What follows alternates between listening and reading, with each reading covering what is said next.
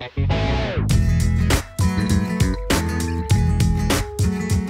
is Friday. I'm at the shop. I'm going to give you that update that I've been promising here for days.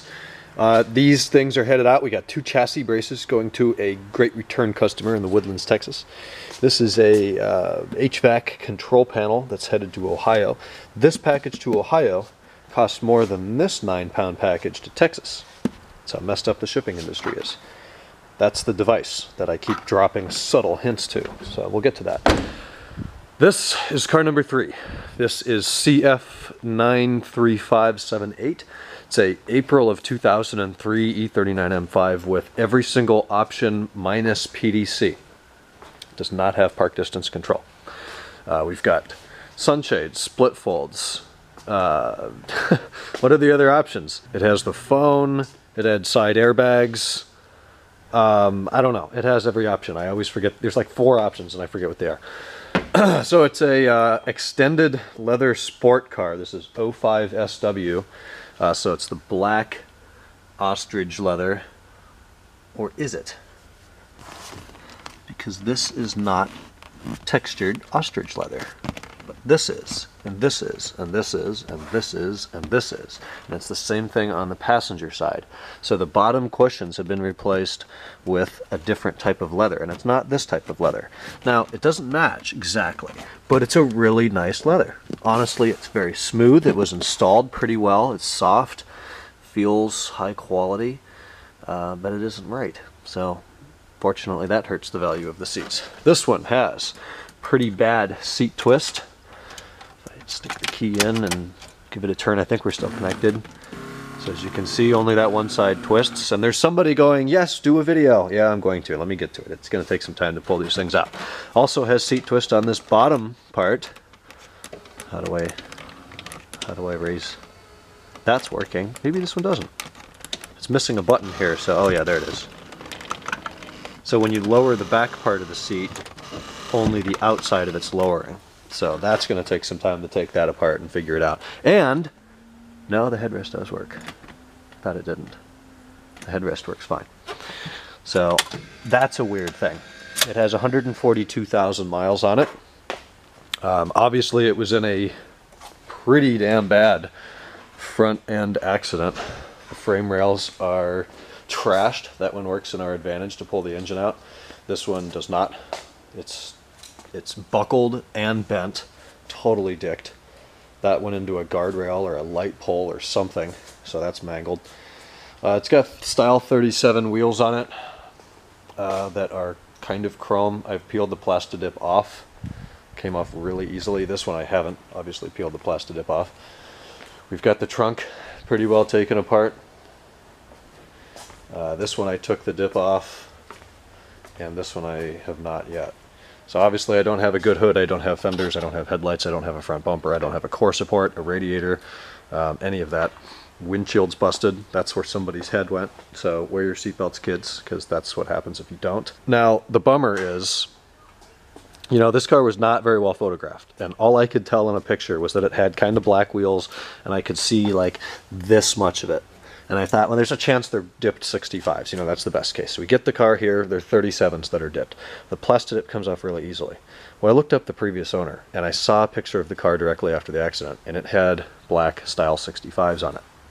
So somebody swapped in style 37s instead of 65s and dipped them black so insurance wouldn't notice. So there's the first insurance fraud item. The second one is a real kicker. The My Carfax history report on this vehicle shows that the engine was replaced in 2006 at a BMW dealer here in Southern California at 30,000 miles, which would indicate that this engine is about 13 years old with 111,000 miles, 112,000 miles, instead of the chassis indicated 142. Well, the problem is we started looking at it, and the first thing I noticed was that the engine wiring harness was robbed somewhere at the auction place. And this is IAAI out of Fullerton, California. So there's no engine wiring harness. The coils were not plugged in because there's no engine wiring harness. There's wires back here for the knock sensors, the cam position sensors, anything that plugs in back there is gone. We opened this up and found that the DME is still there, but that is the only wire left plugged in to the DME. Everything else has been removed. Then I moved on to find out that this stud has been sheared off inside the bore. There are bolts missing in the valve cover. There's another one missing up there. The electrical connection here is gone because obviously they stole that harness. The alternator is disconnected. The AC compressor is broken off of its mount and could not be reinstalled because that hole was washed out. That is the engine mount there, completely cracked. Water pump still rotates, although it's very rusty. The alternator also still rotates, doesn't have the world's best sound to it. Some leaves came out of there originally, so this has been sitting outside. The oil pan is beyond filthy, and somebody used some cheap-ass gasket maker in there instead of using the correct gasket, although I do not think the engine is actually leaking oil. We move on.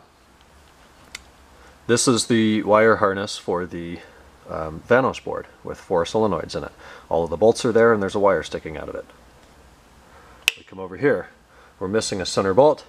There's no wire sticking out of it. Somebody stole that Vanos board. That's about a $2,700 board. We come here. The water pump is no longer connected, or the top of the water pump housing is no longer connected to the bottom of the water pump housing. The Vanos thing here is no longer connected. The oil separators are no longer connected at the bottom on both sides. If you look inside the valley, it is completely missing the oil and coolant heat exchanger, which looks like that. So that was stolen. Underneath the car, the drive shaft is no longer connected to the transmission. There's just a couple bolts put through there and nuts threaded by hand. The differential in this car has been stolen and replaced with a 5 Series generic differential. Note that it does not have the cooling fins. You can also see that the exhaust and the rear sway bar have been stolen as well. So we got an aftermarket, not an aftermarket, but the incorrect differential. The axles are not connected to the differential with more than just 1 or 2 hand-tight Torx bolts. But the real kicker is when we started to figure out what the hell's going on with this engine, we pulled out a ignition coil and saw that instead of 2003 and 2006, this one is manufactured in May of 2000. Look at the end of it. All rusty. All of these are all rusty. Then we got to the spark plugs. Here's what the spark plugs look like. Here's what the good spark plug looks like. Here's what cylinder 7 looks like. There is no piston inside cylinder 7. There are pieces of a piston. There are pieces of a connecting rod. Cylinder 7 blew up. This engine was removed from whatever car it was in. It sat outside. There's tons of leaves and mulch and bark down there. And then when this car was wrecked with a 2006 motor in it, they took that motor out, did the bare minimum to bolt this one in, and fraud the hell out of the insurance company and my business. So as you can imagine, we're a little bit disappointed with this car. This car is going to represent a financial hit, a notable loss for my business here in only month number 5 of running. The fuel pump relay was also cut out of it. I don't know if that's something that they do at an auction house seeing that it was in an accident, or if the people who had the car just decided that they wanted to steal the fuel pump relay. So that's where that normally would have been. The center console switch, where your PDC, heated seats, DSC, sport button are, that was gone, and the wiring harness for that was cut as well. So that's cool. Wiring harness for the hazard lights and central locking button was cut. Shift knob was taken. Steering wheel was wrapped, but I unwrapped that and was pleasantly surprised by the condition. 16:9 bezel was gone. Mark IV navigation computer was gone. Mark IV navigation computer housing was gone. They left the M subs. That's the other option. This car does have M audio. The M subs were there. I've taken them out. It has factory cats, resonator, and headers. The flywheel pressure plate and clutch disc are gone, so the engine's just bolted to the transmission with nothing in between them. And here's what happens to the clutch when you press it. It just slaps down to the floor. Throttle and brake are there. Yeah, so this one sucks. Somebody took all the good stuff off of it, got a bunch from the insurance, but kept the quality parts. And now we have an engine that is worth absolutely nothing. ABS module doesn't even work. I see that it's missing a lot of its cover here for the wire, but I can't read it, I can't scan it. It's been rebuilt before and resealed. There's no sticker on it, so it was obviously somebody who doesn't really know what they're doing because it does not work at all. I assume that it has an M5 drive shaft in it. I assume that it has an M5 6-speed transmission in it because there is a 6th gear. At first I was thinking, after I found out all the rest of this, I was thinking, well, that's probably a 5-speed in there, and I went and no, there is a 6th gear, thank God. And the sunroof works.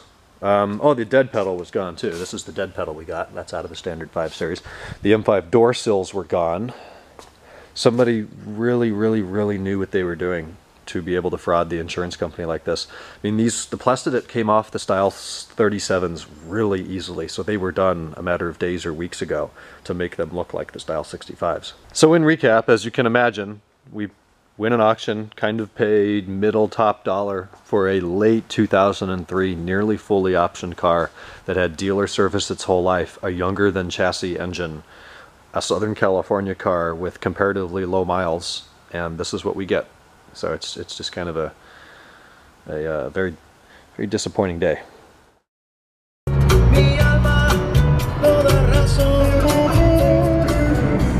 Coming into Mission Valley, headed over to the 8 West. We're going to go to Old Town tonight. I'm going to meet Megan at what's very quickly become a staple for us here, Casa Guadalajara, Old Town.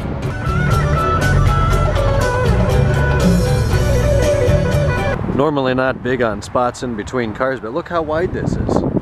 You could open the doors on both cars fully and they wouldn't touch. At least for now. I didn't notice that I parked a few cars down from a Donington X5M F16. Correct me if I'm wrong. Hey, it's 10 o'clock. We're back from dinner. Casa Guadalajara was great. We sat outside, enjoyed a lovely dinner, walked around Old Town for a minute, and then came back. So I've been working on invoicing and the usual here for a bit. I am going to head to bed now. Pretty tired. It was a long week. It was a long day. Sold some stuff, packed some stuff. Didn't do too much taking apart today. We got a guy for that. Go meet him soon. So with that, the clock strikes 10. I'm going to head to bed. Talk tomorrow. That's an early bedtime. On Saturday for Carson Coffee, hopefully, if the weather's nice. Good night.